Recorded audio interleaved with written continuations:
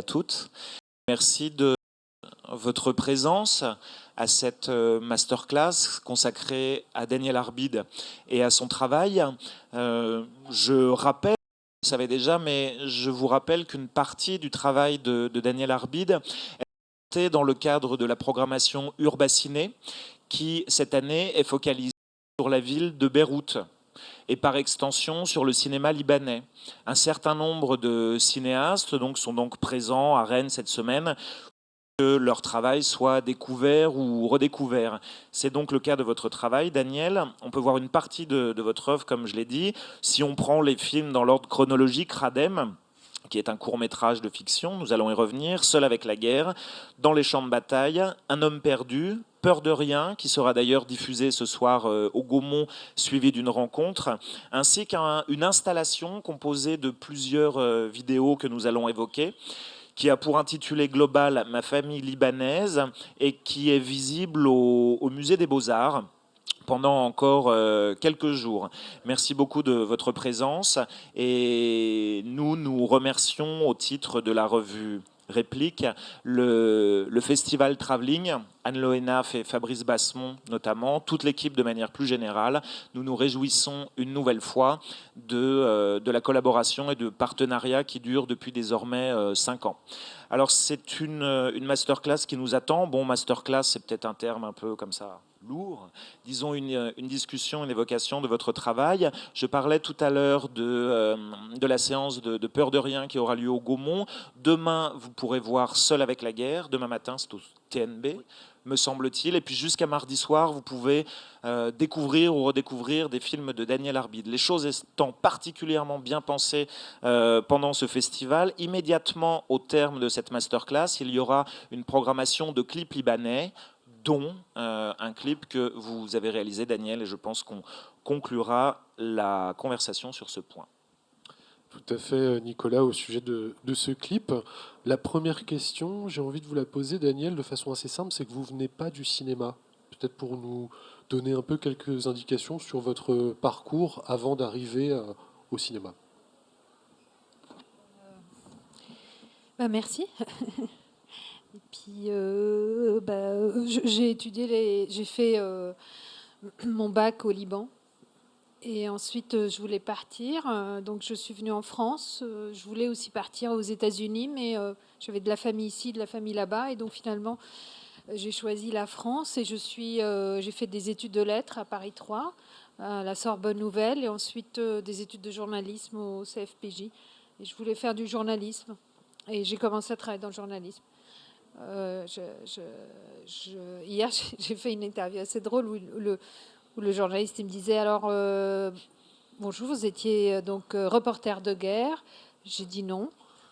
Il a dit pardon, reporter. J'ai dit non. Avant que je commence à faire du cinéma, il a dit journaliste. J'ai dit non. Il était un peu démuni. J'ai dit je faisais les brèves. Et c'est exactement ce que je faisais. Donc reporter de brève. Reporter de brève, donc c'est le niveau 0. Voilà, donc j'étais malheureuse dans le journalisme et du coup, je me cherchais à 27 ans. Quelqu'un m'a dit... je pensais que je m'ennuyais, je me cherchais, je me disais c'est pas pour moi, cette objectivité. Moi, je voulais m'exprimer, mais je savais pas quoi et c'était certainement pas le cinéma. J'étais cinéphile, mais pas plus que ça. Et je voulais écrire, en fait, par contre, mais je ne savais pas dans quelle langue, parce que je parlais l'arabe, je parlais l'anglais. Et je me sentais... c'est comme si je trahissais le Liban si j'écrivais en français. Si j'écrivais en arabe, c'est une langue tellement compliquée que je n'allais pas la maîtriser. Et donc, je me suis dit, tiens, je vais écrire pour le cinéma, une nouvelle. Et pas pour réaliser. J'ai envoyé un concours et j'ai gagné le concours. En fait, c'est par amour d'ailleurs, parce que je suis tombée amoureuse d'un type qui faisait du cinéma, et donc je ne serais pas tombée amoureuse de ce type, je ne serais pas là. Donc, donc vraiment, c'est un truc de très fataliste. C'est ce que je fais, comme ça que je vis ma vie. J'aime bien, voilà, au gré du vent. Donc voilà, j'ai eu de la chance, peut-être. Peut-être j'aurais fait une grande carrière de journalisme ou de, je sais pas moi, autre chose, mais Voilà, j'ai fait du cinéma et donc j'ai gagné le concours après 6 mois. C'est un concours de scénario en France. Et je leur ai dit que je ne fais pas de cinéma, il faut que je rende de l'argent parce que finalement, je ne veux pas faire ça. Il fallait que je trouve quelqu'un pour réaliser le film. Ils m'ont dit que c'est hors de question. Ce serait bien que vous le réalisez parce que vous avez écrit l'histoire. Et du coup, je me suis dit, tiens, voilà, j'ai pas le choix, je l'ai réalisé. C'était Radem. Et là, le premier jour de tournage m'a semblé assez intense et je me suis dit, c'est exactement ce que je vais faire dans la vie. Je veux réaliser. C'était comme une apparition de la Sainte Vierge. C'était quelle structure justement pour ce concours? C'est une structure importante en France, je crois, pour le court-métrage. Oui, c'est le groupe de recherche d'essais cinématographiques, le GREC, Le qui grec. permet à tout le monde de présenter un scénario, même si ils n'ont pas étudié si on n'a pas étudié le cinéma. Et puis c'est un concours ouvert. On fait un court métrage. Puis le court métrage après, il était très très bien. Il a fait plein de festivals, voilà. Et ça me dépassait parce que en fait, ce qui m'intéressait, c'est comment une image mentale dans ma tête, derrière mes yeux, peut devenir une image vraie. C'est toujours été ça, le cinéma pour moi. Comment je peux fermer les yeux et réfléchir à quelque chose, à part tout le cursus d'écriture, quand même, comment je peux rendre concret quelque chose d'abstrait, et puis comment je peux vivre des vies parallèles. C'est-à-dire quand on vit notre vie, le cinéma permet aussi d'inventer une histoire et de la vivre d'une certaine manière, puisqu'on l'a fait, quoi. Idéal, parce que c'est nous qui... Enfin, c'est une façon d'être Dieu, quoi. Enfin, je veux dire, c'est assez perturbant comme... Donc vous avez parlé juste avant de l'apparition de la Sainte Vierge, ensuite la possibilité d'être Dieu. On tient déjà un fil là, je pense, qui va nous mener, à mon avis, assez loin. Je ne suis pas mégalomane. Est-ce que vous pourriez justement revenir sur ces deux premiers courts-métrages, donc tournés à la toute fin des années 90, Radem et Le Passeur. Vous faites le choix d'entrer dans le cinéma par l'intermédiaire de la fiction. Ensuite, vous irez vers le documentaire également, vers des choses qui sont plus de l'ordre de l'installation muséale. Mais la première entrée que vous faites dans le cinéma, c'est par l'intermédiaire de la fiction. Probablement que ça illustre ce que vous disiez juste à l'instant, la possibilité de vivre d'autres vies. Mais on peut raconter en un instant, Radem, l'histoire d'une femme qui cherche sa maison par l'intermédiaire de photographies qui ont été prises par un homme quelque temps auparavant. Ouais, c'est un peu alambiqué comme histoire. C'est une histoire de traces, quoi. Ça a toujours été une obsession chez moi. Qu'est-ce qu'il y a eu avant? Parce que moi, j'ai vécu au Liban. La guerre a commencé en 75 et je n'ai vécu que ça, parce que j'avais 5 ans. Et ensuite, c'est terminé en 90 et moi, je suis partie en 89. Donc, ce laps de temps, j'ai connu que ça. Et j'étais obsédée par cet âge d'or d'avant la guerre civile, ou comment les gens vivaient, ou qu'est-ce que ça avait dû être comme un bonheur absolu. Et donc la trace des gens d'avant, c'était presque pour moi un monde enseveli complètement, celui d'avant. C'était même pas les mêmes gens qu'à ce moment-là avec qui je vivais. C'était ceux d'avant, avec les décors d'avant, avec les immeubles d'avant, avec la ville d'avant, avec la mentalité d'avant. Et on disait que c'était quand même une certaine Suisse du Moyen-Orient, que je ne voyais pas, moi, en 80 et 90, c'était terrible. Donc je ne voyais pas comment on a pu arriver là. Et pour moi, je voulais chercher... Ça a toujours été une obsession, cette trace d'avant. Ouais. Plutôt que mémoire, plutôt trace. Justement. Voilà, c'est que on échangeait la semaine dernière par mail et justement on avait intitulé cette masterclass justement mémoire et incarnation et justement vous n'aimez pas le mot mémoire. Pourquoi justement? Plutôt entre mémoire et trace, cette distinction. Parce que trace, il y a un truc concret, un truc qu'on peut toucher, j'ai l'impression, et tout mon travail c'est aussi autour du toucher. Et puis mémoire, c'est assez écrasant et historique et tout ce que je n'aime pas en fait dans le... Voilà. Sur cette période de la guerre civile, on réalise ces derniers jours, avec la présence de vous et de vos films, mais aussi celle de vos compatriotes, Wissam Sharaf, Johanna Hadji-Thomas et Khalil Jorej, que vous êtes des cinéastes nés grosso modo au début des années 70, vous êtes dans une catégorie d'âge très proche et que vous développez tous, mais avec des manières très singulières, un travail justement de réflexion sur cette période très nébuleuse qu'a été la guerre civile. Donc du milieu des années 70 au tout début des années 90. Et Wissam Sharaf, hier, à la faveur d'une rencontre qui suivait ses courts-métrages, résumait les choses ainsi. Il disait le pouvoir en place ne le fait pas, ce travail de mémoire, en tout cas de réflexion. Personne ne le fait, c'est donc à l'art de le faire et aux artistes. Est-ce que vous partagez ce point de vue ?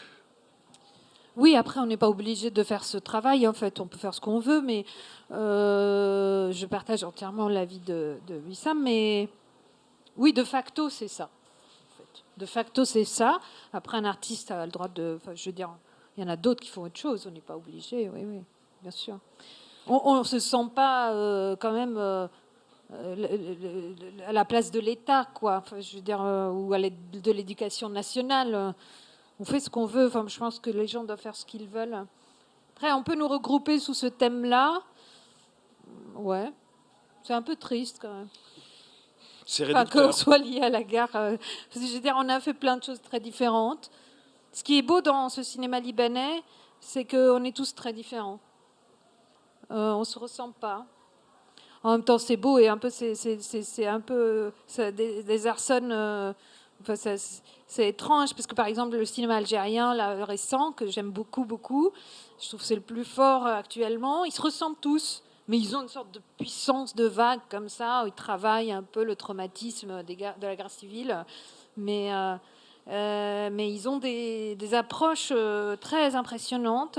Mais il y a un groupe de 5-6 là. Alors que nous, pas du tout. On se ressemble pas du tout. On est comme le Liban, en fait. On est très dispersés. Enfin, chacun fait ce qu'il... Et on est très complémentaires d'une certaine manière. Mais voilà. Bah, peut-être puisqu'il en est question... Après, moi, je suis assez à cheval entre là-bas et ici. Donc aussi, c'est encore autre chose. Peut-être, puisqu'il en a été question, on peut parler de votre premier film documentaire qui s'intitule « Seul avec la guerre », qui date de 2000. Est-ce que vous voulez qu'on en regarde un extrait d'abord et qu'ensuite on en parle, ou bien que vous en parliez un petit peu d'abord et qu'ensuite on regarde les images? Non, on regarde un extrait. On regarde un extrait tout de suite. Ok. Donc voici un extrait de Seul avec la guerre qui date de 2000.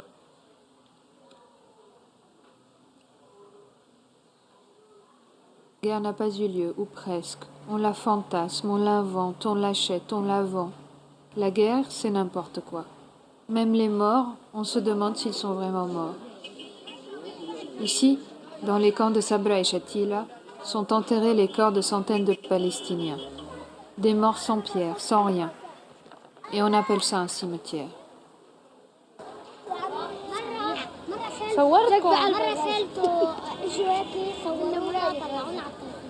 شو اسمك قلتي لي؟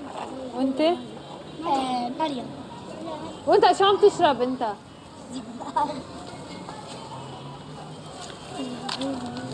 مين بيعرف كم واحد مقتول في هون؟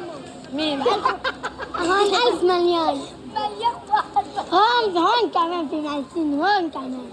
هلا تحتنا في ميتين. شتى نعرف. وانت بتبحث بالارض؟ ما بحب ابحث بالارض، بيطلع لي ميت شيء عدم. حدا طلع له عدم فيها؟ بلكي حدا طلع له ميت. في واحد نوري طلع مرة طلع له عدم. انت شفتي؟ يا امتى؟ اني مرة كنا هون. مرة كنا هون عم نحفر جورة عم نحط الزبالة بورة. لما حفرنا جورة اجت هي قالت لي طلع لنا راس ميت هيك عيون. طلع عيون. وين؟ هون بهذا هون. راس وحياة الله. وين؟ مين طلع له الراس؟ يا مين؟ مين كان عم بيحفر؟ مين كان عم بيحفر؟ خيا. مين شاف الراس طلع له؟ هاي وهاي بودي. لا راس ليبي طالعين هونيك. ليبي هونيك أرى. لعبة ولا راس عن لا جد؟ لعبي مثل راس. هو راس لعبي، راس لعبي هالقد بس. قد ايه يعني هالقد؟ كان اصلا ايه اصلا. والراس كان يعني بلاستيك ولا عظم؟ كيف كان؟ بلاستيك مثل العظم. بلاستيك بس مثل العظم. وين بعد بيحفروا؟ ما له عيون، لا له تم مثل الانسان. ايه ما له عيون؟ لا ما له عيون عيون له عيون الزرق اي والله صح عيون الزرق من جوا من هون مين بعد بيحفر؟ مين بعد بيسترجي يحفر؟ انا ما اعرفش استرجي ولا عارف انا ما في انت بتحفري؟ لا لا. انا من الجنه بخاف كيف النطاط هاي من تزعق يا عندي الا ترقص يلا قول لألي انا احلى من هيدي هذا الله يلا بس.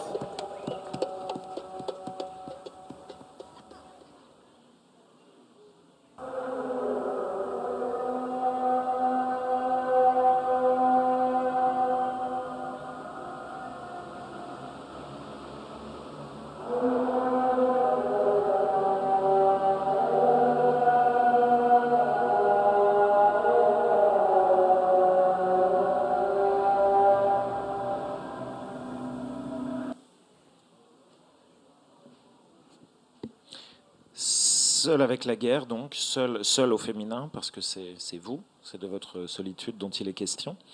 Est-ce que vous voudriez revenir un petit peu sur ce film et puis sur ce qui était votre intention à l'époque où vous l'avez fait? C'est ce qu'on disait, dans un premier temps, vous entrez dans le cinéma par la fiction, puis là, vous abordez la forme documentaire. Au début, en fait, oui, c'est un documentaire subjectif. Oui, la première personne, tout à fait. C'est-à-dire C'est exactement. vous qui enquêtez. Non, j'ai retourné toutes les règles de journalisme que j'ai apprises à l'envers. J'ai vraiment fait ça exprès. C'est-à-dire qu'on t'apprend à ce que tu t'effaces, les 5 règles, là, et répondre à qui, quoi, où, donc, tout ça. Et je voulais, en fait, moi, dire parce que je pense que c'était important de témoigner. Et puis surtout, en fait, je m'en foutais de tout ça. Je voulais savoir si moi, j'aurais pu, si j'étais née au moment où je pouvais prendre les armes, est-ce que j'aurais pu tuer quelqu'un? Est-ce qu'on peut tuer quelqu'un? Ou comment on est une guerre? Comment les gens peuvent s'entretuer? D'où ça sort, quoi? Est-ce qu'on est mauvais? Est-ce qu'on le devient? Et moi, j'avais vraiment besoin de répondre à ça. J'étais obsédée par ça. Est-ce que je pouvais tuer? Et Ce qui amène aussi à ce témoignage très fort à la fin sur la question du mal, du sang. Enfin, qui est un témoignage très impressionnant justement ouais. sur cette question-là. On sent que progressivement il y a une obsession chez vous justement d'aller vers ça, quoi. Oui, c'est de se mettre en péril, en fait. Si je fais des films, c'est aussi à chaque fois, à chaque sujet, parce que c'est pas que la violence, mais ça peut être aussi ailleurs, autre chose. Mais de se mettre en risque, pour moi, faire des films, c'est se mettre en risque. Voilà. Et là, je me suis immergée parmi les ex-miliciens. J'ai fait un casting de 60, 70, 75, je ne sais plus, d'ex-miliciens, des hommes, où ils m'apprenaient ce qu'ils ont fait, ils m'expliquaient comment ils ont tué quelqu'un, comment ils vivent après, comment ils vivaient avant, comment ils vivent maintenant, enfin au moment où je l'ai fait. Et c'était une parole très lourde. Pendant 1 an, je rencontrais des mecs comme ça, et puis je les filmais pendant 1 heure ou 2. Et au bout d'un moment, j'en ai pris 15 que j'ai suivis. Et ensuite, j'ai filmé 5 et j'ai gardé au montage 3. Mais j'ai des heures de témoignage de ça, quoi. Et c'était très lourd parce qu'ils m'ont pris pour une sorte de psychanalyste que je ne suis pas. Et moi, j'ai fait une sorte de transfert. Ils ont fait un transfert sur moi. C'est-à-dire que je voulais toucher au plus près comment ils fonctionnaient. Et il y a une scène notamment où on voit un ex-milicien en fait se mettre en plus à la place du prisonnier et donc nous expliquer comment il torturait dans un endroit particulier justement. Ouais, c'était aussi une sorte de mise en scène aussi, ça, il disait. Je voulais aussi tester la parole comme dans cette séquence. C'est qu'est-ce que c'est le témoignage? Qu'est-ce qui est vrai? Qu'est-ce qui est faux? C'est aussi un film sur le souvenir, la réalité du souvenir. Voilà, c'est d'où ça sort en fait, qu'est-ce qu'on trimballe avec nous aujourd'hui. Après, c'est un film qui m'a coûté parce que après coup, j'étais très mal pendant plusieurs mois. Je devais subir presque une psychanalyse parce que j'ai compris peut-être qu'on pouvait tuer, enfin que tout le monde, enfin, en tout cas moi, j'étais confrontés à ça, quoi. C'était, comme dit Hannah Arendt, c'était pas le mal, quoi. Ils sont pas mauvais. Après, j'en ai rencontré un que j'ai refusé de filmer, qui a fait Sabra et Shatila, qui était mauvais. Enfin, je veux dire, lui, il regrettait pas. Tous les hommes, ils regrettaient. Enfin, regrettaient. En tout cas, ils vivaient de manière très difficile. Voilà. Ils étaient, certains étaient encore armés, donc je me baladais avec eux. C'était une confiance absolue et totale, en fait, entre nous. Voilà. Cette démarche peut faire penser à des démarches d'autres cinéastes. Pensons à Ritipan et S21 sur le génocide au Cambodge. Pensons à Mohamed Saleh Haroun et ce qui s'est passé au Tchad. Pensons, puisque vous parliez de Sabra et Shatila, et sous une autre forme de ce qu'a pu faire Harry Folman avec Valse avec Bachir. Ce sont des films qui sont ultérieurs aux vôtres. Mais est-ce que ce sont des films que vous avez vus et avec lesquels vous avez senti une certaine proximité de démarche ou d'intention?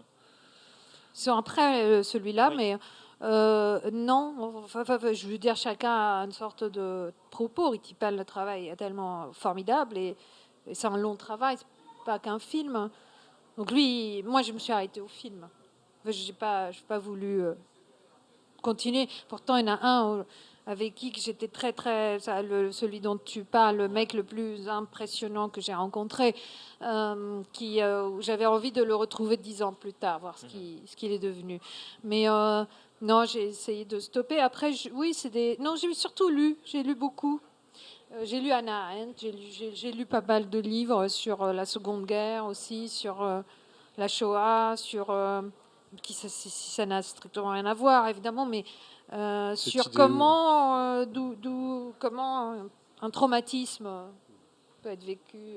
Cette idée aussi de banalité du mal, du coup. La banalité du mal, voilà, c'est surtout ça. Ouais. Le film crée un vertige. Pour ceux qui ne l'ont pas vu, on répète donc que le film passe demain matin à 11h. Dimanche matin à 11h, c'est parfait. En ciné-brunch. Voilà, en ciné-brunch.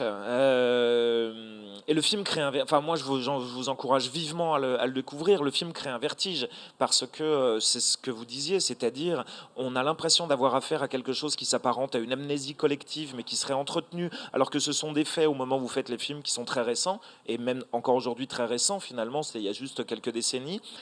Et on n'arrive jamais à démêler le vrai du faux. Je pense, par exemple, à ces impacts de balles dans les murs. Je pense à ces soi-disant mares de sang qui auraient inondé le sol. Et on se met à votre place et on se dit effectivement que pour vous, ça a dû être un moment peut-être compliqué. Vous vous mettez en scène, etc. Ça a dû être un moment complexe. Est-ce que vous pensez être parvenu justement à accomplir votre projet initial, qui était ce que vous disiez, de retourner toutes les règles, quoi, en fait, du journalisme? Oui, puis c'est un film qui a eu le prix Albert Londres quand même.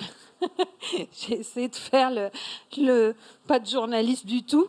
J'étais la pire journaliste qui soit sur Terre et j'ai fait un film exactement le contraire de ce que j'ai appris. Et comme quoi la profession est quand même beaucoup moins dogmatique que les règles, quoi. Je ne suis pas journaliste, je ne serai jamais. J'ai le prix Albert Londres, je dois siéger avec tous ces grandes figures journalistes, je ne siège jamais parce que je me sens toujours pas journaliste parce que je suis pas. Et puis j'aime pas du tout vraiment les documentaires objectifs. Je pense pas que on puisse s'effacer. J'aime pas la télé parce qu'on s'efface et c'est du mensonge, c'est pas vrai. On projette toujours quelque chose sur quelqu'un qu'on filme. Moi, j'aime bien filmer des gens que j'aime. Alors, le pire dans ce documentaire, c'est que j'aimais ces mecs. Et je ne pouvais pas les filmer. Sinon, celui que j'ai détesté, je ne l'ai pas filmé. Alors que tout le monde me disait, c'est incroyable, tu trouves quelqu'un qui a fait le massacre de Sabra et Shatila et tu refuses de le filmer. Ben, je ne pouvais pas le filmer. Je me suis excusée, je lui ai dit, je ne peux pas te filmer. Je ne veux plus te voir d'ailleurs de ma vie. Voilà. Alors, dans ce parcours qui est le nôtre, qui est celui que l'on vit en ce moment d'exploration, dans un premier temps chronologique de votre filmographie, nous n'évoquons pas tous les films. Donc c'est pour ça que j'en viens à un film qui a été tourné après et qui est dans les champs de bataille. Oui. Dans les champs de bataille, c'est un film de fiction qui raconte l'histoire d'une jeune fille qui va s'éveiller au désir dans un contexte de guerre qui est celui de la guerre au Liban, qui se manifeste notamment par l'environnement sonore. L'environnement sonore semble être une menace permanente. La question évidente, c'est est-ce que cette jeune fille, c'était vous ? Oui, comme partant de cette subjectivité que je disais, assumée, moi je pense que la fiction aussi me raconte, mais me raconte pas parce que ma vie est intéressante, elle ne l'est pas plus que la vôtre. Elle raconte, je vais de moi pour arriver à vous. J'essaye, parce que c'est la seule possibilité d'arriver à vous, je ne peux pas aller du néant. Donc je pars toujours de moi pour arriver au spectateur. C'est ça aussi les films qui m'intéressent. D'ailleurs, en fait, les films fabriqués, j'ai du mal un peu plus à me projeter. Donc j'essaye avec ce que je sais faire. Voilà. Donc c'est un travail autobiographique un peu truffaldien. Enfin, c'est comme un peu les 400 coups, cette parenté-là, si j'ose dire qu'il y a une parenté avec Truffaut. Mais enfin, ça ressemble à raconter une histoire dure, mais sous une... Pour dire quelque chose d'insouciant. Enfin, c'est ça dans le champ de bataille. Raconter un environnement dur pour raconter finalement juste l'histoire de passage de temps entre 12 ans et 14 ans. Voilà. Et comment on est enfant et comment on devient adolescent. Et puis la famille, effectivement, parce qu'il y a ma tante qui joue pour la première fois dans ce film, qui n'est pas actrice. Je mélange toujours des acteurs, des non-acteurs. J'aime bien. Voilà, comme ça, les acteurs ne jouent pas trop comme professionnellement. J'aime pas les professionnels dans tous les domaines. Et les non-acteurs contaminent par leur fraîcheur les acteurs. Et du coup, ça déstabilise tout le monde. Et qui joue vrai, qui joue faux, ils savent plus. Et moi, j'aime bien. Je trouve ça, il y a une réalité, enfin, une sorte de vérité à confronter des très bons acteurs à des non-acteurs. Voilà. Je pense qu'on en reparlera avec les autres extraits et les autres films, mais Oui. ce qui est sûr aussi, c'est que vous nous l'avez déjà dit depuis hier aussi, c'est l'importance pour vous de l'étape du tournage. C'est là où finalement ce qui vous intéresse peut-être le plus, où il y a cette idée de lâcher prise que vous venez de dire là justement, et que c'est là où véritablement peut-être s'écrit quelque part le film aussi pour vous, c'est-à-dire qu'il y a l'étape du scénario et en même temps s'accomplit quelque chose dans l'accident qui peut surgir. Oui, c'est-à-dire que moi je travaille beaucoup, je prépare beaucoup, je suis très appliquée. Il n'y a pas de mystère aussi quand on fait un travail, il faut vraiment le faire. Je ne vais pas vous mentir. Je réécris le scénario 1000 fois. Je prépare vraiment. Après, quand j'arrive au tournage, je jette le truc. C'est un filet pour moi. Je jette et puis je l'oublie. Et je veux vivre la chose. Je n'applique rien. Mais c'est quelque part dans ma tête. Et si ça bloque, je sais que c'est pas loin. Enfin, c'est pas loin. Je peux me retourner après. Bon, voilà. Mais je veux pas. Je suis très mauvaise étudiant. Enfin, j'ai pas. Voilà. J'aurais étudié le cinéma, j'aurais pas fait du cinéma, je pense. Ce qui m'intéresse, c'est la surprise, le miracle, l'événement. Donc, en même temps, je prépare beaucoup. C'est quand même, voilà, un travail, un métier. Enfin, je m'entoure de gens qui peuvent me permettre aussi d'être comme ça, qui tolèrent, qui sont intelligents dans leur façon de faire. C'est qu'ils n'appliquent pas non plus. C'est-à-dire, c'est des gens ensemble, on arrive à faire, et l'équipe est très importante dans le cinéma, il faut qu'on soit prêt à complètement retourner le film. Ensemble. Voilà. Et les acteurs aussi. Il était question de famille. Je vous propose à cet égard de regarder un petit extrait de Dans les champs de bataille que nous évoquions il y a quelques instants. La famille est représentée et là on va avoir affaire à une scène un peu tendue, une discussion un petit peu tendue pour des questions d'argent. Donc nous regardons cet extrait et puis après nous y revenons un petit peu. Donc un extrait de Dans les champs de bataille qui date de 2004. صار ماما بدك انا بتلفن له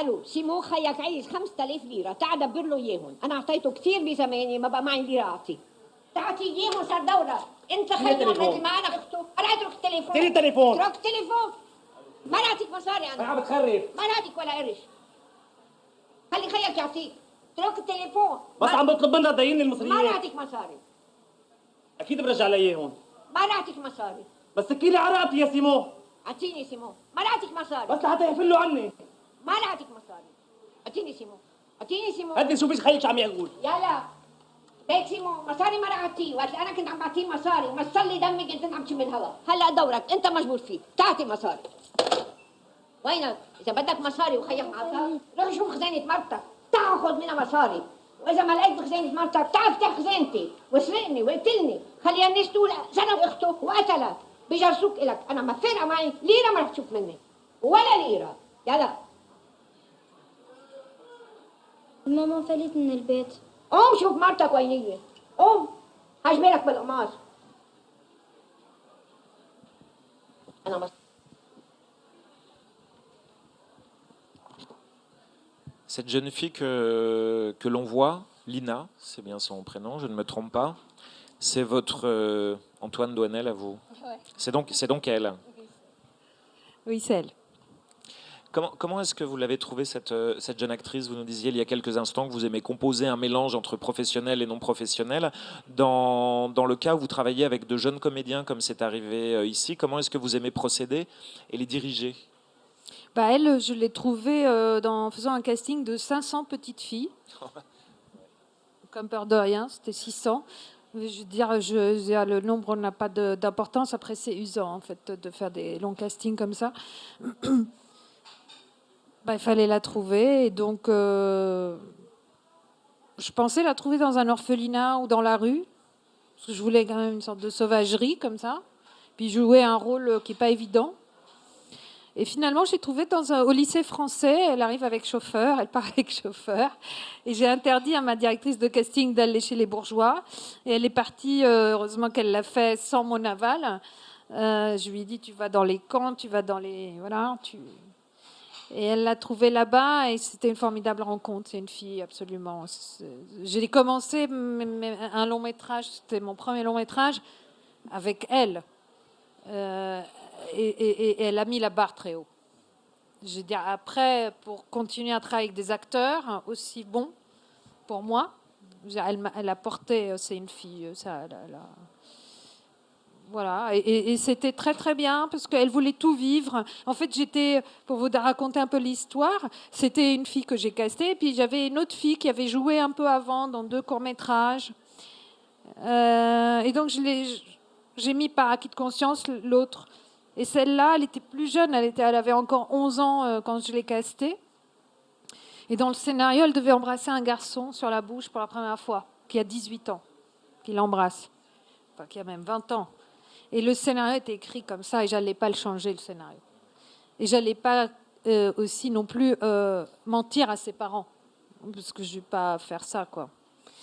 Et du coup, j'ai envoyé à ses parents, qui sont des bourgeois, libanais, enfin, le scénario en disant, voilà, c'est ça, elle est très bien. Ils m'ont dit, elle est très intelligente, elle a déjà passé une classe. Donc, on peut se permettre de la... Si elle veut, elle peut jouer pendant 2 mois, elle peut arrêter l'école. J'ai dit merci, mais il y a ce moment-là dans le film qui me tient à cœur, il faut absolument qu'elle le fasse, sinon je ne peux pas la prendre. Et les parents ont dit, nous, on s'oppose, évidemment. On peut pas. Je veux dire, on peut pas. J'ai dit, à ce moment-là, on arrête là. Et je travaillais avec l'autre qui avait 13-14 ans, qui était plus âgé, qui était expérimenté, dont les parents étaient acteurs, donc ils étaient un peu plus dans le... Voilà, ils ont accepté. Et un jour, elle vient me voir, où on devait conclure un peu, où je devais travailler un peu avec elle, mais juste pour être gentille, pour lui dire qu'on va s'arrêter là. Et elle me regarde et elle me dit, si jamais tu me prends, elle était chez moi, on faisait une petite scène, si jamais tu me prends, j'embrasse le garçon. J'ai dit, mais tes parents, ils ont dit non. Puis comment tu as pu lire le scénario d'ailleurs? Parce qu'elle n'était pas censée le lire, il était compliqué, il faisait 100 pages, elle avait 11 ans. Elle m'a dit, je l'ai lu, j'ai pris à mes parents, je l'ai lu, et moi je sais que si jamais tu me prends en me regardant droit dans les yeux, là je ne pouvais pas ne pas la prendre, et je le fais. Je fais tout ce qui est écrit dans le scénario. Et elle ne m'a pas menti, en fait. Elle a fait exactement... J'ai dit aux parents, les parents étaient devant le fait accompli, ils ne voulaient même pas savoir, en fait, ils ont dit oui, finalement, mais bon, on ne veut pas savoir, et blabla, et comment vous allez faire. Et donc, elle a tellement mis ses parents devant le fait accompli. Elle a voulu le rôle. Et au bout de 30 jours, c'était un 36 jours de tournage, elle était, mais droite, quoi. Droite. Et elle n'a pas loupé une seule seconde de ce tournage.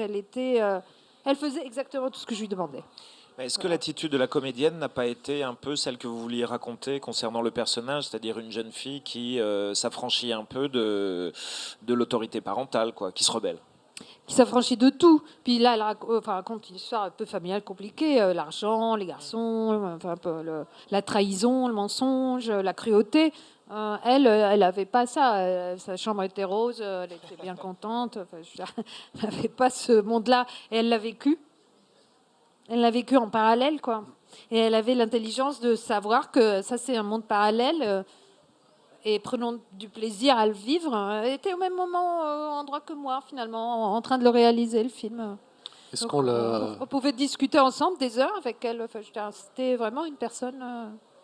Est-ce que justement, en la côtoyant, en la rencontrant d'abord, et puis en la filmant, est-ce que ça a aussi, je dirais, peut-être modifié le personnage par rapport à ce que vous aviez écrit? Je ne sais pas.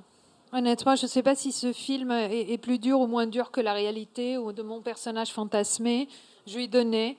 On l'a fait ensemble. Ça, ce qui est magique dans le cinéma, c'est que le cinéma remplace finalement le souvenir, en fin de compte. Il l'incarne. Le film, je ne sais pas si c'est... voilà. En même temps, ça va dans l'idée que si le scénario est mis de côté au moment du tournage, finalement, après, là, le personnage vit avec elle. Absolument. Ça, on l'a vécu. Voilà, le plaisir. Et en fait, tout le truc de faire des films, c'est amener quelqu'un à vivre cette aventure avec vous, que ce soit une équipe ou des acteurs, et que la personne vient. Et que vous allez avec elle, parce que main dans la main, on accepte d'aller. Ça, c'est le cinéma. C'est ça ce qui est magique. À partir du moment où on dit OK, il n'y a plus de discussion. Pourquoi je fais ça? Pourquoi je m'assois là? Pourquoi c'est pas écrit comme ça? Mais c'est pas bien de penser comme ça. Il n'y a plus ce genre de discussion. Il n'y a plus du tout ça. C'est ça ce qui est beau. Dans les champs de bataille et Peur de rien sont séparés d'une dizaine d'années, mais ce sont des films que l'on peut considérer comme étant la suite finalement l'un de l'autre, puisque ça raconte l'histoire du même personnage, donc la jeune Lina qui, dans Peur de rien, arrive à Paris. Donc c'est toujours vous finalement. Et vous aviez envisagé même à un moment de prendre la même jeune comédienne pour jouer ce personnage qui est très autobiographique quelques années plus tard. Puis c'est finalement Manalisa qui joue ce personnage. Qu'est-ce qui a empêché le fait que vous continuiez à travailler avec votre Jean-Pierre Léaud à vous finalement? En fait, je l'ai écrit pour elle. Et elle a une petite séquence dans Un homme perdu, même. En fait, on s'est retrouvés dans Un homme perdu pour une séquence où j'avais pas de rôle. Mais j'ai écrit pour elle et pour moi, pour cette histoire aussi de continuer avec le même personnage, autobiographique d'une certaine manière, mais c'est une autre aventure, d'autres choses. Et je l'ai appelée et elle me dit, je fais 5... Enfin, parce qu'elle avait à ce moment-là 22 ans. Et elle me dit, je suis en dernière année de médecine. Je ne peux pas m'arrêter cette année. Enfin, je ne peux pas. J'ai encore une année de spécialisation. Si je m'arrête, c'est 2 ans. Si je perds, je ne sais plus quoi. Mais je ferai Lina à 40 ans. Je me souviens très bien de cette discussion. Si tu écris Lina à 40 ans, moi, je vais la faire. Et donc, je lui ai dit, à ce moment-là, je dois chercher quelqu'un d'autre. Et j'ai cherché une actrice qui lui ressemble, en fait. J'ai donné sa photo au directeur de casting pour chercher un peu la même après. Voilà. Et j'ai eu la chance de la trouver, d'ailleurs. Voilà. Je pense. Ben, c'est à vous de juger. En tout cas, pour une proximité physique, c'est donc Manalissa. Je vous propose qu'on regarde un extrait de Peur de rien. Peut-être juste contextualiser pour que vous compreniez bien les toutes premières phrases de la discussion. Donc, ce personnage, Lina, est avec un C'est à Paris Voilà. dans le début des années 90. Ouais. Ça, c'est un jeune garçon avec lequel elle a un début de relation et ils ont eu affaire à la police, pourrait-on dire, pour une sorte de fouille un peu musclée. Et ils se retrouvent ensuite, voilà, dans un Parce cadre qu'elle un a peu caché plus... la drogue pour lui. Ouais.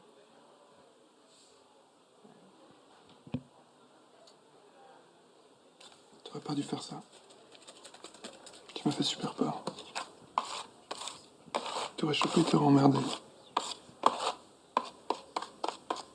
Non, c'est pas grave, il m'aurait pris, il m'aurait tout de suite relâché. Non, mais pour une fois que tout se passait bien, je voulais pas que ça s'arrête. J'avais pas peur.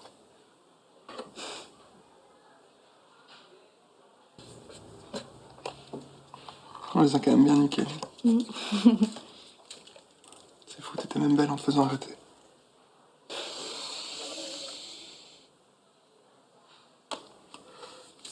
Ça fait quoi? De l'air frais. Des illusions qui valent pour ce qu'elles sont pas.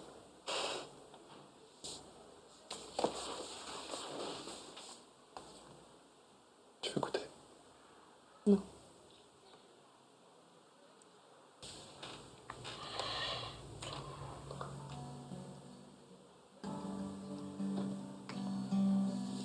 Encore.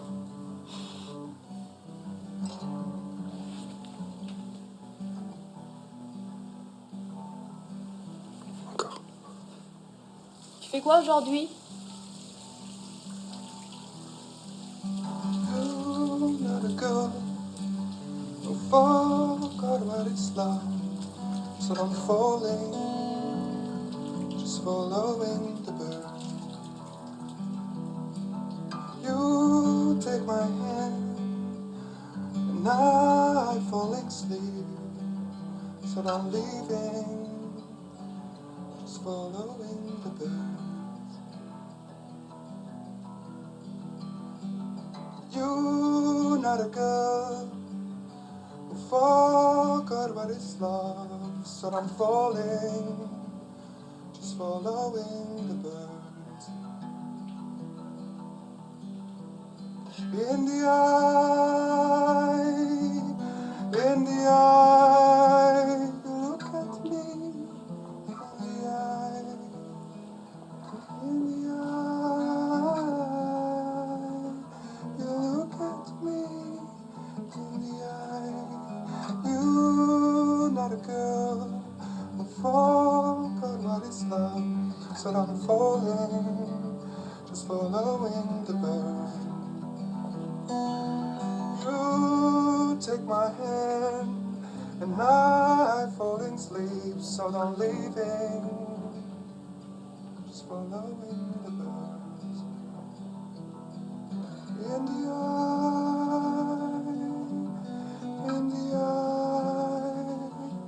you look at me. In the eye. Ouais, c'est mauvais. Oh non, on n'arrête pas. C'était beau. Un truc plus fun alors.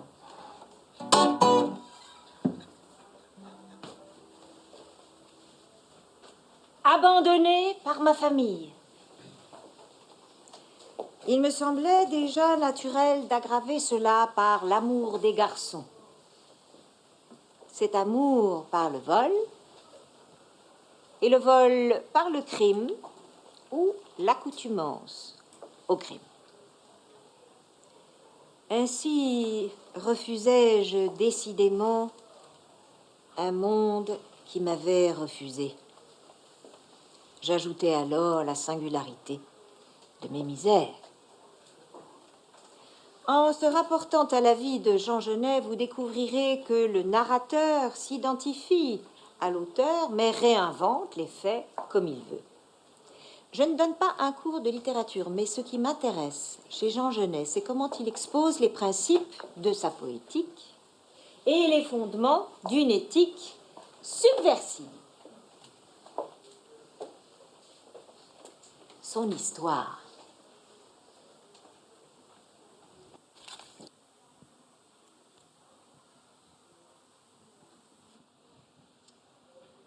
Il y a plusieurs choses sur cette séquence. Et la première, ça pourrait être ce qui guide votre rapport à la musique dans les films. Bon, là, on voit que, alors, vous nous disiez avant la rencontre, en fait, que c'est un morceau que le comédien a composé spécifiquement. Mais nous avions l'occasion hier de parler des morceaux musicaux qui accompagnent Un homme perdu. Visiblement, vous mettez un soin particulier au choix de la musique qui existe dans vos divers films. Oui, parce que je pense que moi, mon travail, si je peux le définir aujourd'hui avec les films, je veux dire par goût, il est assez sensitif. C'est un cinéma plus sur les sensations. C'est un cinéma de sensations.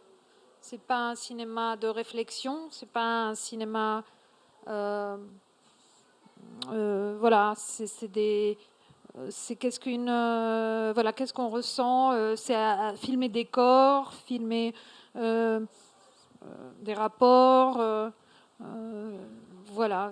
Et donc la musique participe de ça. Pour moi, c'est une musique. Elle nous met dans des états, la musique. Et donc pour moi, c'est très important d'utiliser aussi, comme j'utilise d'autres moyens de filmer. C'est un moyen pour moi d'arriver à ce truc de sensation. Est-ce que justement, on serait entre ce que vous voulez, je dirais, transmettre aux spectateurs comme état, ou est-ce qu'on est à la fois là-dessus, mais aussi sur l'état intérieur du personnage? Après, il y a des cas, j'imagine, très différents, mais ce qui vous intéresse aussi, c'est ces deux cas de figure, j'imagine. Moi, ce qui m'intéresse dans le cinéma, c'est d'emmener le spectateur à un état d'excitation des sens. C'est pas de le divertir. Il y a d'autres personnes qui divertissent très bien. Après, si je peux amener les gens à être divertis, tant mieux. Mais pour moi, il faut que je marque. Parce que moi, j'aime bien être marquée quand je vais au cinéma. C'est tout. Et j'aime bien être marquée par les films. Donc, je fais ce que j'aime qu'on me fasse. Donc, j'aimerais bien sortir d'un film avec ma vie changée. En tout cas, d'une certaine manière, en me disant ce que je disais hier, en me disant que là, je devais aller à gauche, je vais peut-être essayer d'aller à droite. Ou je vais peut-être prendre une autre décision, où ça change ma perception de la vie. Sinon, à quoi ça sert de l'avoir C'est une expérience, en fait, pour moi, être spectatrice d'un film. Je voudrais aller vers des expériences fortes. Et les faire, les films, ça participe de ce principe-là. Proposer une expérience. C'est-à-dire aller plus loin que la surface du... j'ai passé 2 heures de mon temps, j'ai oublié mes soucis en sortant d'un film. Je vais les retrouver juste là après. Moi, je veux pas qu'on les retrouve, les gens qui retrouvent leurs soucis, qu'ils aient une perspective autre. Voilà, ce que j'aime bien que ça m'arrive. Est-ce que sur votre chemin, est-ce qu'il y a eu des films qui ont changé votre vie? Oui, il y a des auteurs qui ont changé ma vie. En tout cas, Fassbinder est un auteur qui a changé ma vie. Après, c'est pas forcément des films. Ça peut être de la littérature, de la peinture, les impressionnistes, ma vision du monde. Antoine d'Agata, ma façon de voir un peu la photo. Annie Ernaux, que j'adapte là, c'est pas pour vendre ma carte que je cite ça, mais je rends quand même hommage à des gens qui m'ont bouleversée par la littérature. Mais je cite cela, mais je pourrais citer des dizaines d'autres. Voilà, Herzog, Cassavetes, Renoir. C'est très éclectique en fait. Je veux dire, c'est très différent. Ça peut être du classique, ça peut être de l'expérimental. Des gens ont changé ma vie, pas forcément des artistes. Des artistes mineurs aussi. Donc c'est pas une question d'être statufié dans un... Voilà. Oui, il s'agit en tout cas pour les cinéastes que vous avez cités de cinéastes très différents, mais en tout cas ce sont des cinéastes qui avaient pour point commun, puisque vous avez cité des cinéastes mort, je crois, exclusivement, sauf Non, Herzog. Herzog, il est Sauf pas mort. Herzog. Ce ne sont pas vraiment des tièdes, quoi. Non, mais c'est vrai. Renoir, Fassbinder, Herzog, c'est pas des cinéastes qui font tout à fait les choses à moitié ni avec précaution. Et je crois que ça caractérise effectivement bien votre cinéma aussi quand on. Non, mais pour ça, voilà, je pense aussi que quand on fait des films après ces gens-là, il faut qu'on mette quelque chose sur la table. Sinon, on ne fait pas de film. On ne peut pas venir après ces gens-là juste pour animer la galerie, quoi. Enfin, pour ma part. On met ce qu'on peut, mais il faut mettre quelque chose. Voilà, c'est ce que je pense. Reste à déterminer quoi. Et quand on pense à Antoine d'Agata, que vous venez de citer, le photographe, eh bien forcément, ça donne envie de faire jonction avec le film Un homme perdu, que certains d'entre vous ont sans doute vu et peut-être même découvert hier soir. Quand on passe votre filmographie en revue, on fait l'hypothèse que vos personnages sont aussi les porteurs de votre regard. Pensons aux 2 films que nous venons d'aborder, qui plus est des films autobiographiques. Dans Les champs de bataille et Peur de rien, cette jeune fille, elle voit des choses, et parfois même des choses pour la première fois, des relations sexuelles alors qu'elle est un petit peu cachée dans un coin, un homme qui se pâme un peu comme ça sur son balcon, etc. Vos personnages portent vos regards.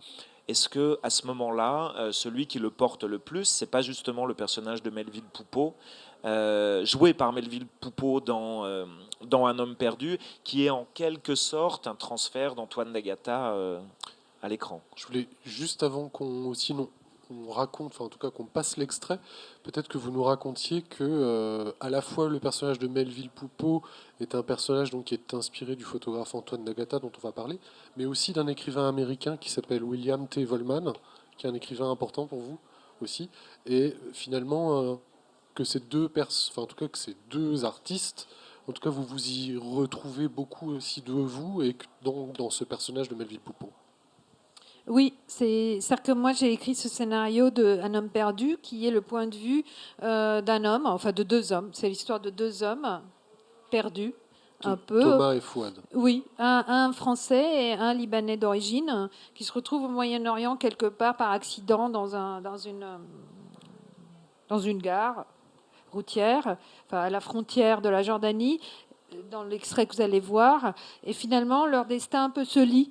Et puis d'une certaine manière, pour moi, ils sont les 2 hommes, enfin c'est le recto verso d'un seul homme, qui serait peut-être moi, où je m'identifie à leur perdition. C'est pour ça que j'ai écrit ce personnage scindé en 2, parce qu'il y a pas ma part occidentale, il y a ma part orientale, et je me retrouve dans ces 2-là.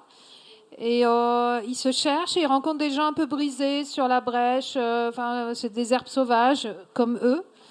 Et puis ils veulent. En fait, c'est aussi l'acte de création. Comment ce photographe commence à vouloir documenter la vie de ce pauvre type qu'il rencontre, un paumé, pour en tirer une sorte d'histoire aussi. Comment c'est mettre en abîme aussi ma façon de créer. Comment il et William Vollmann m'a inspiré. Le photographe, c'était un écrivain d'abord dans la première version du scénario, parce que William Vollmann est un écrivain américain qui prend des risques. C'est un des rares, je ne connais pas d'autres en tout cas, qui sont allés notamment en Asie beaucoup, au Moyen-Orient aussi, et qui se sont perdus. Ça, il était en Syrie, il était en Irak, mais dans les années 90, bien avant la guerre. Après Fukushima. Oui. Il a été là aussi, et puis il se met toujours en risque. Je ne sais pas pourquoi. Il est un peu dingue. Il écrit là-dessus. Un peu dingue, c'est un peu voilà. Et il se perd. Il se laisse un peu chavirer. Après, ce qu'il écrit, c'est assez dur aussi. Enfin, je fantasmais beaucoup la rencontre avec lui. Je l'ai rencontré pour qu'on travaille ensemble sur ce scénario. Et on n'a pas fait ensemble parce qu'il habite loin et que c'était une rencontre hyper compliquée. Mais après, j'ai dit au producteur, à Marine Karmitz qui produisait le film, que moi, je voudrais rencontrer quelqu'un pour m'imbiber, parce que je ne suis pas un homme, et je voudrais quand même que ça soit une expérience d'écriture aussi. Et donc, il lui pensait à Antoine d'Agata, et moi, je me suis dit, il n'y a qu'une seule personne qui peut être l'équivalent de William Vollmann en France, c'est Antoine d'Agata, qui est photographe, qui se met dans des situations pareilles, Il voyage au bout du monde, où il rencontre pas mal de prostituées, avec qui il lit des histoires. Et il se documente. Mais c'est surtout pour moi, pour Antoine, il est jugé aussi moralement. Moi, je le vois. Après, c'est peut-être mon penchant de rencontrer des hommes un peu compliqués, les ex-miliciens, je sais pas, c'est par goût. La guerre a fait un peu, m'a mis dans une sorte d'état un peu. Et donc, il rencontre ces prostituées. Pour moi, c'est de la grâce. Pour d'autres, il paye des prostituées. Pour moi, c'est de la grâce et c'est une mise en risque. Antoine, pour moi, prend des risques en allant au Mexique coucher avec une femme dans un bordel. Il peut le faire à Strasbourg-Saint-Denis, à Paris, ou je ne sais pas où. Il n'a pas besoin d'aller au Mexique. Ce qui l'emmène au Mexique, ou ce qui l'emmène à Gaza, ou ce qui l'emmène pour rencontrer des femmes brisées, c'est aussi sa manière aussi de se mettre en péril, d'aller vers un endroit où il ne parle plus la langue, où il n'y a que l'humain, où il n'y a plus que l'autre. Et c'est une rencontre au sommet pour moi. De rencontrer des gens qui sont brisés alors qu'on est brisé, alors qu'on cherche quelque chose de l'ordre de cette... Et c'est ce film-là, il raconte un peu, je cherche quelqu'un qui me ressemble, qui soit aussi endommagé que moi, pour faire un petit chemin ensemble. Peut-être qu'on se réparera ensemble. Et c'est un peu de ça que c'est parti le scénario. Voilà.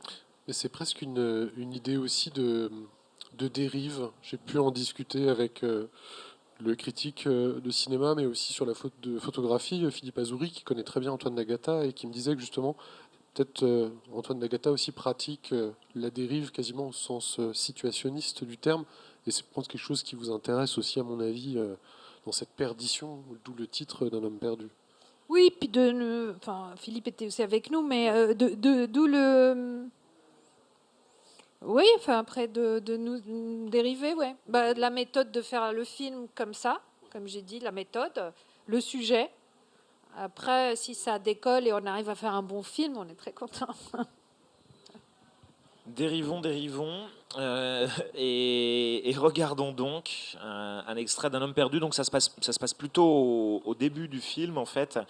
Un homme perdu date de 2007 et on a eu la chance de le revoir partiellement hier dans une copie 35 mm, plutôt jolie. C'était très agréable.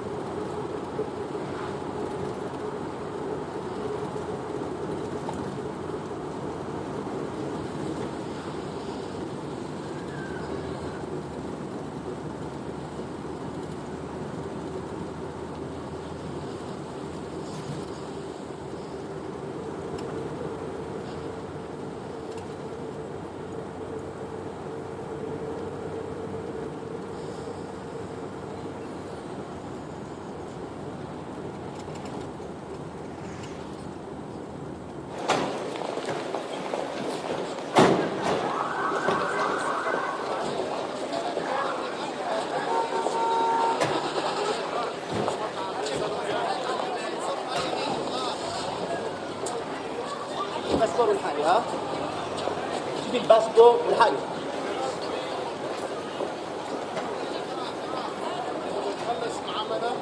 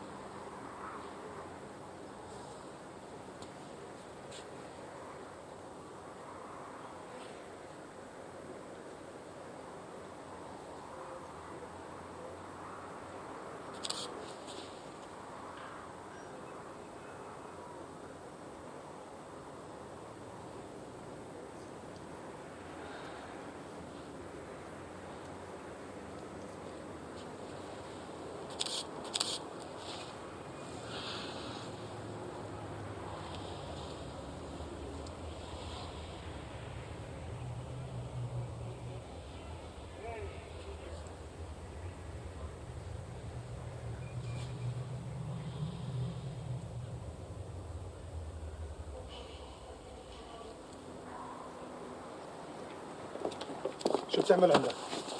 عسكري خبط لي عليه، وقف عندك ورا، وقف.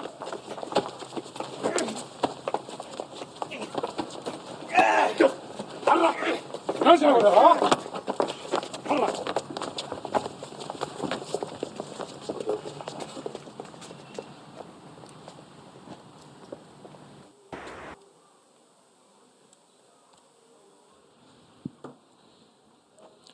Le choix s'est porté sur cette séquence du fait d'une discussion préalable que nous avons eue tous les trois. Je précise qu'il y a certaines séquences qu'on aurait aimé pouvoir passer, mais on s'est dit qu'au cours de cette rencontre, il y aurait peut-être des enfants dans le public. C'est vrai. Et il y en a plus là, j'ai l'impression, mais il y en avait un tout à l'heure, ça aurait été un petit peu compliqué. Vous disiez hier soir lors de après la diffusion du film à l'Arvor que c'est votre film préféré parmi ceux que vous avez réalisés. Vous avez bien vécu avec ce film. Enfin, je veux dire, vous l'accompagnez dans le temps de manière pas trop conflictuelle. Oui, c'est étonnant parce qu'on regrette souvent des choix dans ces films. Et puis celui-là, il m'accompagne, ouais. Je dirais que c'est mon film préféré. J'admire pas mes films. Hein. C'est que j'ai toujours, enfin comme tout, mais c'est juste que celui-là me plaît assez, ouais. Et dans les champs de bataille aussi, mais je sais pas, celui-là, il y a un truc. Peut-être le prochain, il va l'effacer. C'est un peu mon fils préféré, celui-là. Vous avez travaillé à l'image avec Céline Boson, qui est une importante chef opératrice française. Comment est-ce que vous composez de manière générale avec les techniciens? Est-ce que vous êtes très dirigiste? Est-ce que vous leur laissez de la souplesse, une marge de manœuvre? Ici, on voit une caméra assez mobile qui épouse le regard de l'un des personnages principaux, donc le personnage de Melville Poupeau qui joue Corée, qui est donc d'Agatha. Comment vous composez avec les techniciens? Quel type de consignes vous êtes susceptible de leur donner? En fait, j'ai une règle peut-être un peu absurde, mais qui va peut-être cesser à l'avenir, c'est que je travaille toujours avec des femmes à l'image. C'est toujours une femme qui porte la caméra et qui éclaire. Voilà. Donc,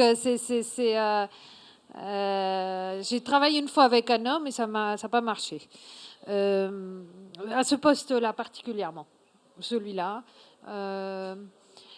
Comment je travaille? Après, je change, c'est pas les mêmes. Hélène Louvard, elle a fait Dans les champs de bataille et Peur de rien. Céline Boson, elle a fait ce film-là. Le prochain, c'est Pascal Granel.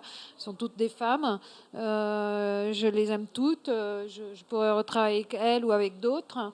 Mais j'aime bien changer, en fait. J'aime bien aussi mettre en risque le système. Quitte à ne pas s'entendre, mais j'aime bien rencontrer différentes... j'aime bien changer l'équipe. Après, il y en a que j'aime beaucoup, je ne peux pas les changer, mais le fait de changer d'équipe, et quitte à revenir, parce qu'avec Céline, j'aimerais bien qu'on refasse un film. C'était quand même collaborateurs très précieux et j'admire leur travail par ailleurs. Voilà. Après, oui, je fais de la photo aussi, je fais de la lumière. Hélène me dit, on discute pas beaucoup de lumière avec les autres réalisateurs. Avec toi, il faut qu'on t'explique la lampe, machin. J'aime beaucoup la lumière, en fait. J'aime beaucoup la lumière.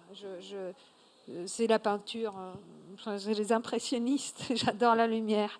J'aime bien discuter lumière. Autant que discuter cadre. Après, j'adore les costumes aussi. Donc, j'impose jamais rien, mais j'aime bien partager.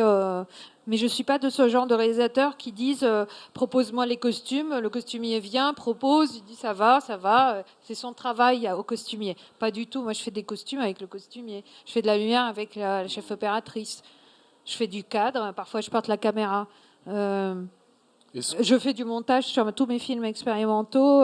Je fais d'images, du montage, du son, que je ne fais pas sur le long métrage. Parce que c'est d'autres... on ne peut pas être partout, mais voilà. C'est exactement ce que j'allais poser comme question, justement le montage. Est-ce vous changez de monteur ou de monteuse à chaque film aussi?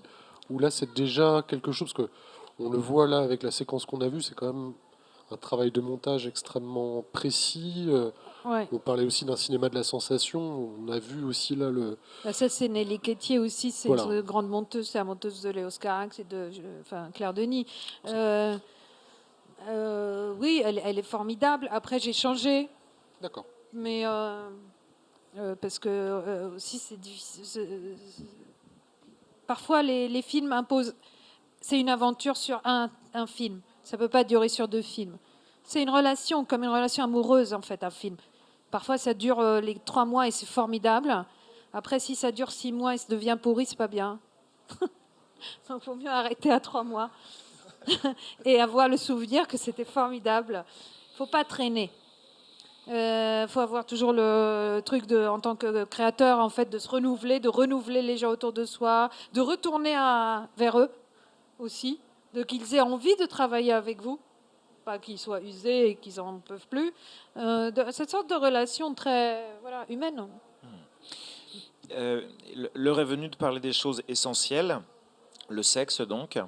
Et il s'avère que quand on observe vos films, là encore, on constate que c'est un thème qui revient de manière régulière et qui souvent, là encore, passe par le regard d'un personnage. La jeune Lina s'éveille au désir en voyant, et puis ensuite en rencontrant des garçons. Dans Un homme perdu, il y a ce rapport au sexe, mais aussi à la mise en scène du sexe, à la manière dont le sexe peut être photographié. Comment est-ce que tout ça finalement s'engage?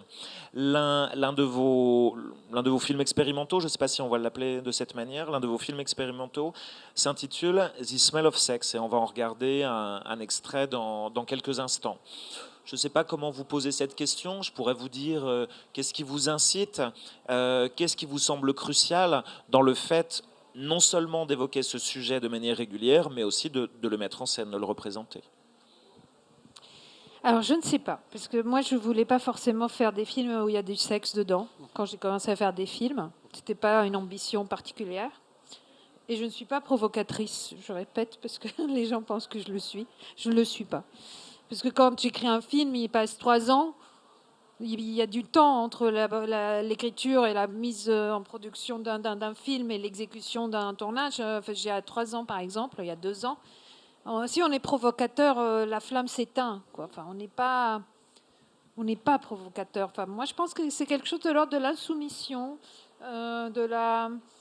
mais avant tout, c'est quelque chose de l'ordre de la grâce. C'est ce que j'essaye de toucher à travers les films que je fais. C'est les corps, l'aspect charnel, la peinture, la sculpture, tout ce qui est hypersensoriel. C'est ça ce qui m'intéresse. Le sexe m'emmène ça de manière plus évidente qu'une discussion au café. C'est vrai, c'est peut-être une façon un peu facile de faire du sensoriel. Ouais. Mais après, j'admire comment Desplechin fait des discussions au café sensorielles. Mais moi, je réalise des scènes de sexe, quoi. Mais j'aime beaucoup ça. Et puis, je pense aussi, ça vient aussi du fait qu'en Orient, on cache les corps. Et qu'en Occident, on pense que les Orientaux sont moches parce qu'ils sont cachés. Et parce que... Bah oui. Et parce qu'ils sont pas désirables, en fait. Et moi, j'ai envie de montrer que les Orientaux sont désirables. Parce que je les vois ainsi, parce que c'est comme ça que je les voyais. Parce qu'il y a des gens désirables partout. Il est question du lait. C'est pas sur les continents, quoi. Enfin, après, peut-être, il y en a d'autres qui sont plus désirables à Stockholm qu'en Arabie Saoudite, mais en principe, il y a des gens très désirables en Arabie Saoudite. Sur cette histoire de montrer et de cacher, il y a un élément significatif que vous verrez dans Peur de rien ce soir, peut-être. C'est cette histoire de la lumière pour Lina. Est-ce qu'elle éteint la lumière ou Ah oui, dans le film. Ouais, bon, après, c'est une sorte de pudeur, mais oui, je suis très pudique et en même temps, il me faut. Je fais pas de porno. Je persiste à le dire parce que j'ai travaillé avec 2 actrices de porno qui faisaient la scène comme si elles faisaient ce qu'elles faisaient d'habitude et je leur expliquais que c'est pas possible cette scène comme ça. Et je criais, je sortais là dans Un homme perdu, il y avait une actrice et je l'aimais beaucoup et je lui expliquais qu'on ne peut pas faire l'amour comme ça, quoi. Systématiquement comme ça. On va faire l'amour comme un acte d'amour. Et elle était tellement annulée parce qu'elle faisait ça, elle est considérée comme de la chair et un corps. Et alors que là, il y avait des sentiments, il y avait des sensations, il y avait du don, de fait de prendre, de donner. En fait, c'est aussi ça ce que j'aime aussi dans les scènes. C'est aussi ce qui est rare aussi, et dans votre cinéma, c'est précieux, c'est le fait aussi de raconter ce que la scène de sexe raconte une histoire. Oui, c'est que pour moi, l'action continue dans ces scènes-là. C'est ça. C'est-à-dire, par exemple, dans une des scènes là, je disais à Melville, tu veux coucher avec elle et en même temps la photographier. Et à elle, je lui disais, ne lui donne pas la photo. Tu lui donnes ton corps, mais pas la photo. Et donc, je leur ai en fait dit ça à chacun. J'ai pas dit ça en même temps. C'est-à-dire, j'ai pris chacun avait ses motivations. Et en fait, à chaque fois que je fais un film, je dis à chaque acteur, toi, dans cette scène, tu penses ça. Bah, là, par exemple, sur Passion simple, que je viens de tourner, ça raconte l'étape d'amour, ça comment une femme tombe amoureuse de cet homme, et comment lui il tombe amoureux, et comment il se rétracte. Et c'est sur cette scène de sexe. Et c'est des nuances, en fait. À quel moment ça s'arrête de devenir du sexe pur, ça devient de l'amour? À quel moment le rejet ou la peur commence? Tu vois, c'est différentes, en fait, étapes pour moi. Et voilà. Et je vous propose que nous regardions un petit extrait de This Smell of Sex. C'est tout public. Voilà, je le précise. Ou presque. أنا أكيد بحب الجنس.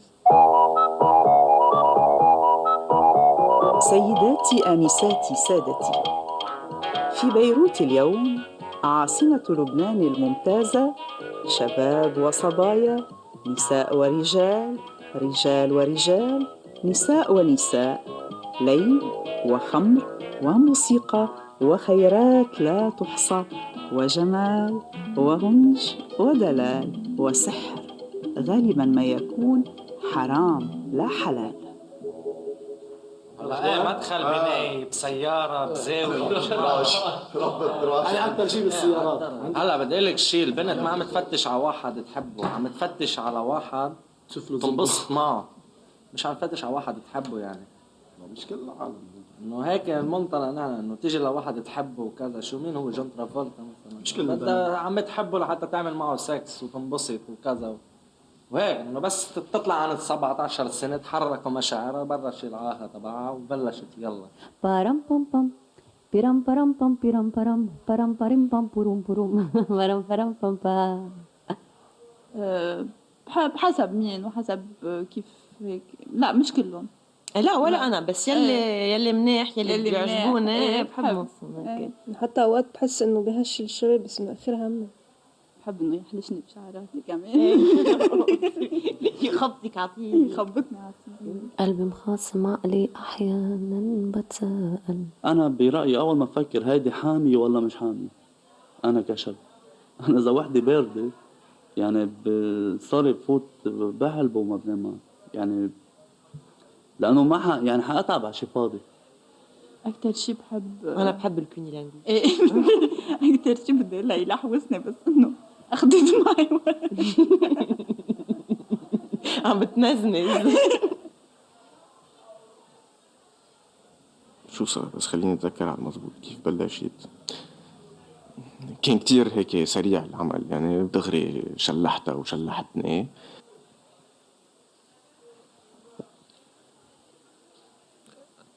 Ça coupe un petit peu sèchement, parce qu'après ça devient beaucoup plus explicite. Mais donc il s'agit de paroles. Donc si vous voulez savoir ce qui se passe après, il faut voir le film. Exactement, exactement. De la parole donc sur le sexe, et puis des petites images. Que sont ces images d'archives visiblement? Ça, j'ai trouvé sur un marché aux puces à Beyrouth. Et je les ai découpés, je les ai coloriés. Et en fait, c'était, je pense, un film de... J'ai eu la chance de les trouver par un ami, en fait, qui les a trouvés, qui m'a téléphoné, parce qu'il savait que je cherchais. Et je les ai changés, en fait. J'ai fait une sorte de découpé, zoomé dedans, travailler la matière. C'est une femme, c'est une fille. Je sais pas, j'arrive pas à lui donner d'âge, parce que j'ai l'impression parfois qu'elle a 15 ans, parfois qu'elle a 25 ans. C'est incroyable. Elle fait du tourisme dans les années 50. Et on la voit tout le temps, en fait, habillée. Et de temps en temps, elle est déshabillée. Mais comme ça vient dans le film. Alors moi, j'ai pris que les temps où elle est principalement déshabillée, à part au début. Et elle est... voilà. Et donc, je pense que c'était un film porno de l'époque, quoi, où le mec... Et le filmeur, il est très vicieux. Il la filme en soutien-gorge avec la pauvre fille sur une sorte de petit vélo. Il la filme, il zoome sur sa culotte quand elle monte les escaliers. Il filme des situations comme ça assez particulières, très drôles finalement. Et voilà, je trouvais que c'était bien avec la parole que j'ai demandé à mes amis de me raconter de manière précise et presque scientifique comment le souvenir du meilleur rapport sexuel, enfin de la meilleure expérience sexuelle qu'ils ont vécue. Et c'est quand même aussi full. Et j'ai brodé les expériences ensemble. C'est une seule voix finalement. Toi, tu commences, tu dis je suis rentrée dans ce bar. L'autre personne dit je l'ai vu. La troisième, pour arriver au voilà. Et ce qui est peut-être important, et tu l'as peut-être aussi fait pour ça, c'est que ce soit aussi dit en arabe. Oui, pour moi, c'était important de mettre des mots arabes sur... voilà. Après, il y a parfois de temps en temps des mots anglais, comme « This smell of sex », c'est quelqu'un qui le dit. Il dit cette odeur-là en arabe, j'arrive pas là. Voilà, c'est cette odeur de sexe. Mais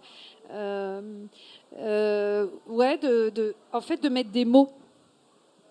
De mettre... voilà, de confronter l'acte. Voilà. Vous disiez que il faut voir le film pour savoir ce qui se passe ensuite, même si on peut faire des petites hypothèses. The Smell of Sex est intégré dans le programme Ma famille libanaise, que l'on peut voir donc au Musée des Beaux-Arts le temps du festival.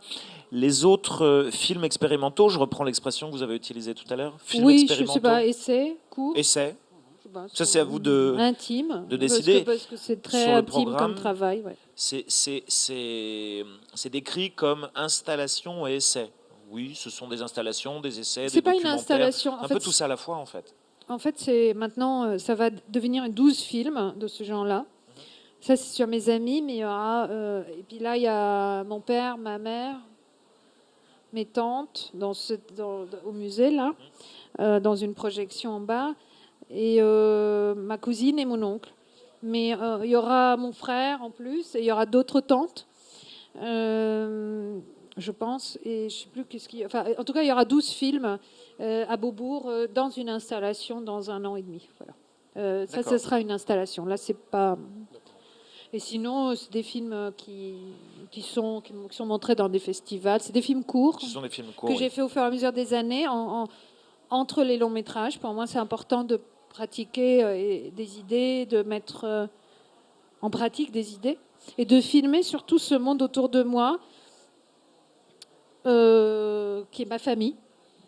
Et en fait, chaque membre de ma famille a un film de genre. C'est-à-dire, ce que maintenant, je me dis que tiens, ça fait un peu un catalogue de genre. Ma mère, c'est plus espionnage, de facto. Mon frère, ce sera roman photo. Donc votre mère, c'est Allô chérie? Ma mère, c'est Allô chérie. C'est ça, c'est formidable. Hein. Enfin, c'est un très bon film d'espionnage, ouais, avec une économie un peu différente de celle Voilà, du prochain c'est James qu'est-ce que tu Bond. peux faire avec Ça marche. Avec voilà, c'est très inspiré aussi par Chantal Akerman et son cheminement de comment filmer avec ce qu'il y a, comme elle dit, ce qu'il y a autour de soi. Voilà, je peux pas attendre 3 ans pour faire un long métrage et être fraîche, quoi. Oui, c'est J'aime ça, bien dans en un fait état de pratiquer faire. d'autres choses pendant et documenter, découper, colorier, voilà, des choses comme ça. Donc c'est un travail qui n'est pas à part de Photographier votre aussi. travail de cinéaste. Photographier, oui, bien sûr. C'est un travail qui n'est pas à part de votre travail de cinéaste, ça l'intègre pleinement, mais ça se fait dans des conditions économiques et techniques tout autres. C'est fauché là. Avec rien. Il y a pas, et c'est pas l'idée d'avoir de l'argent. Enfin, si j'en ai, ça me coûte même. Après, oui, c'est l'idée d'être libre dans parce que je fais pas, j'écris pas un projet pour le présenter, pour être financé. Certains, après coup, reçoivent de l'argent, mais c'est pas l'idée. Je les monte, je les fabrique moi-même avec mon ordinateur. Avec celui sur ma mère est fait avec un téléphone portable. Et un truc d'espionnage que j'ai acheté au Canada, c'est quoi un truc d'espionnage professionnel. C'est-à-dire? C'est une plaque pour espionner ma mère. J'ai collé un truc dans son téléphone. Et après, au début, je lui ai dit, puis après, elle l'a oublié, puis ça a enregistré toutes les conversations téléphoniques de ma mère pendant 8 mois. L'envers de la vie de ma mère. Voyez Allô chérie aussi. Enfin, ça marche vraiment très très bien. Et puis en plus, on y voit un peu Beyrouth vraiment sous toutes les coutures, quoi. L'heure tourne, puisque oui, enfin en théorie, on arrive à terme du temps qui nous était imparti, mais on a le droit de dépasser un petit peu ce temps. De fait, la parole est à vous. Est-ce que vous avez des questions, des remarques, des commentaires à propos des films de Daniel Larbide que vous avez vus ou pas d'ailleurs, mais que vous verrez probablement dans les jours à venir. Donc si vous avez envie de prendre la parole, eh bien faites-le donc.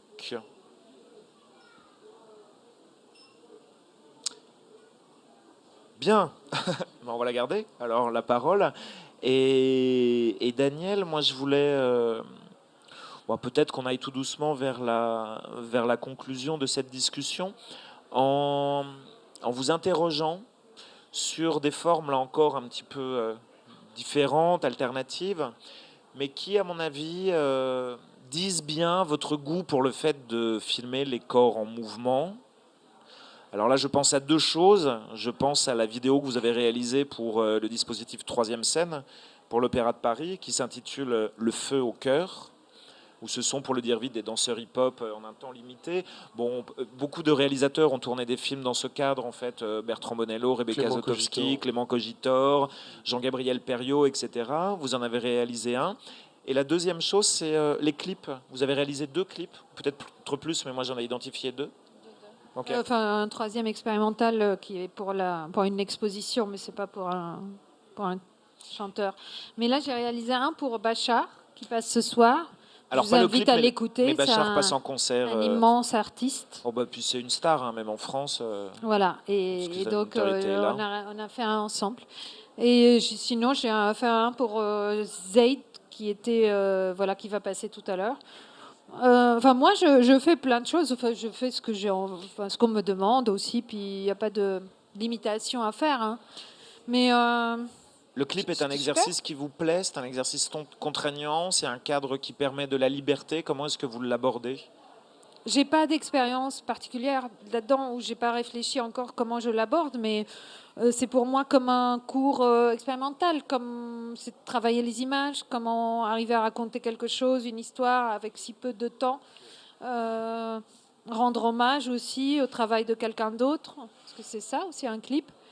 Une sorte de collision d'artistes, en fait, comment l'image et le son peuvent communiquer.